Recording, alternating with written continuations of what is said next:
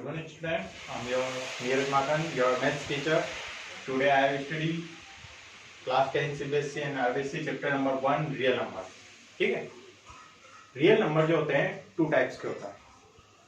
Real number को two types में divide किया गया है, रेशनल नंबर्स और इरेशनल नंबर्स. ठीक है, रेशनल नंबर्स क्या होते हैं, इरेशनल नंबर्स क्या होते हैं, अपन इनको देखते हैं. ठीक है, रेशनल नंबर्स जो होते हैं, फर्स्ट कंडीशन है रेशनल नंबर्स की कि जितने भी पी अपॉन क्यू की फॉर्म में जितने भी नंबर होते हैं, यानी कि फ्रैक्शन फॉर्म के जितने भी नंबर होते हैं वो सब क्या होते हैं, रेशनल नंबर होते हैं. ठीक है, लेकिन इसकी एक कंडीशन होती है कि Q not equal to zero. Q का मतलब है यहाँ पर denominator, denominator not equal to zero, denominator कभी भी जीरो नहीं होगा. ठीक है, ये इसकी कंडीशन है. इसके बाद अब बात करूं मैं, जैसे कि फॉर एग्जांपल -1/2 -3/2 या 2/3 कुछ भी लिखो तुम, ये सारी फ्रैक्शन फॉर्म क्या होगी, रेशनल नंबर.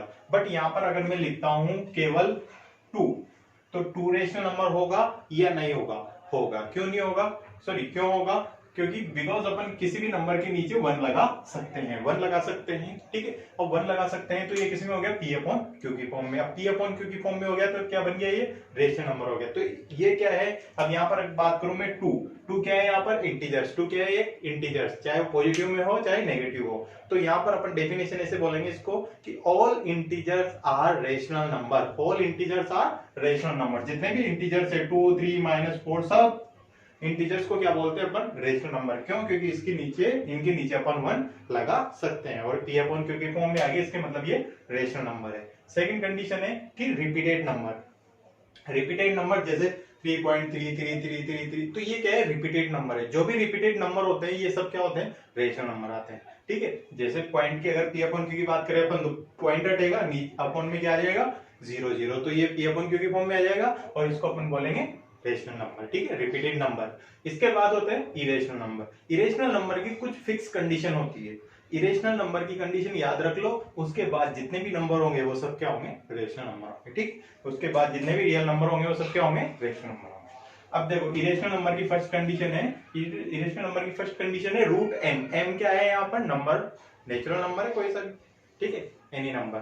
तो यहाँ पर क्या है कि रूट एम यानी कि रूट वाली जितनी भी वैल्यू है, रूट वाली जितनी भी वैल्यू है, यानी कि √1 √2 √3 √4 √5 √6 √7.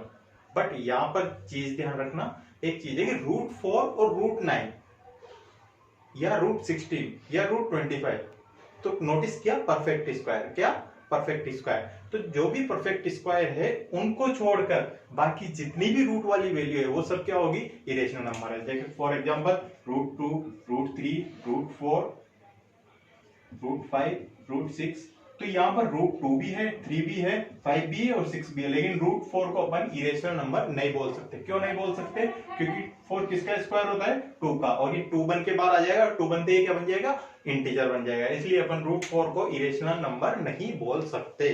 ठीक है, तो इरेशनल नंबर क्या होता है, रूट एम, यानी कि रूट वाली जितनी भी वैल्यू है वो सब इरेशनल नंबर होगी विदाउट परफेक्ट स्क्वायर. ठीक है, परफेक्ट स्क्वायर को छोड़ के. सेकंड कंडीशन है पाई की वैल्यू. पाई की वैल्यू 3.14, इतना सा बोलते हैं अपन, लेकिन एक्चुअल में इसकी वैल्यू और आगे तक होती है. तो इसलिए इसकी वैल्यू भी क्या है, ये फिक्स वैल्यू, इसको एज्यूम किया गया है, फिक्स वैल्यू है, तो ये क्या हो जाएगी, इरेशनल नंबर. ठीक है, अगर मान लो यहाँ पर 3.13 भी होता तो अपन पॉइंट हटा के अपॉन में 00 कर लेते, पी अपॉन क्यू की फॉर्म में आ जाता और ये रेशनल बन जाता. लेकिन ये 3.14 है और ये वैल्यू आगे तक है, इसको अपन पूरा लिखते नहीं है, इस वजह से इसको बोलेंगे अपन इरेशनल नंबर. ठीक है, थर्ड है इनफाइनाइट, जिसको अपन नॉट डिफाइन भी बोलते हैं. ठीक है, इनफाइनाइट नंबर कब आता है, जब किसी भी नंबर को अपन 0 से डिवाइड करते हैं. जब किसी नंबर को अपन 0 से डिवाइड करते हैं, यानी इसको फाइंड नहीं कर सकते, तो नॉट डिफाइन. ठीक है, इसलिए इसको अपन क्या बोलते हैं, नॉट डिफाइन. तो ये भी किसमें आता है, इरेशनल नंबर है. इसके बाद फोर्थ टाइप का जो नंबर आता है वो होता है कि देखने में अपने को ऐसा लगता है कि ये बार बार रिपीट हो रहा है. ठीक है, देखने में ऐसा लगता है कि बार बार रिपीट हो रहा है, लेकिन एक्चुअल में रिपीट नहीं होता. ठीक है, ये एक्चुअल में रिपीट नहीं होता. देखो 0 1 0 1 0 1 बार बार दिख रहा है, लेकिन देखो 0 10 फिर 100 फिर 1000 10 100 1000 10,000. तो ध्यान से देखो कि 10 दोबारा आ रहा है, 100 दोबारा आ रहा है, नहीं आ रहा, तो इसको क्या बोलेंगे अपन, इरेशनल नंबर. ये तो था रियल नंबर के बारे में अपन ने देखा. अब इस चैप्टर में है जो फर्स्ट थ्योरम है वो है यूक्लिड डिवीजन लेमा या यूक्लिड डिवीजन एल्गोरिथम. क्या होती है, देखो यूक्लिड डिवीजन लेमा क्या होती है. यूक्लिड डिवीजन लेमा पहले अपन थोड़ा सा तुम्हें पता होगा फंडामेंटल थ्योरम पढ़ी होगी तुमने। फंडामेंटल थ्योरम क्या होगी, ठीक है, फंडामेंटल थ्योरम होती है कि dividend equal to divisor into quotient plus remainder. जब अपन किसी भी नंबर को डिवाइड करते हैं, ठीक है, जैसे मान लो मैं 7 डिवाइड बाई 2, तो यहाँ पर क्या करूंगा 3 टाइम्स 6 और यहाँ पर क्या बचेगा 1, तो इसको बोलेंगे डिविडेंड, इसको बोलते हैं डिवाइजर, इसको बोलते हैं क्वोशिएंट और इसको बोलते हैं रिमाइंडर। ये होता है। तो इसकी एक सेटिस्फेक्शन के लिए अपन ये थ्योरम होती है अपनी fundamental theorem, dividend equal to divisor into quotient plus remainder, ये एक थ्योरम होती है, इसमें पुट करते हैं और ये सेटिस्फाई होती है। तो इसी थ्योरम को क्या किया है उन्होंने, थोड़ा मॉडिफाई किया है। कैसे किया है, मान लो कि अपने को कोई पता नहीं है कौन इंटीजर है क्या है, कुछ भी नहीं है, ठीक है, किसको डिवाइड कर रहे हैं, तो उन्होंने क्या किया कि एज्यूम किया कि a divide by b, a divide by b, a b को डिवाइड कर रहा है, तो ये क्या हो गया डिविडेंड, ये क्या हो गया डिवाइजर, ठीक है, a डिवाइड, ये हो गया डिविडेंड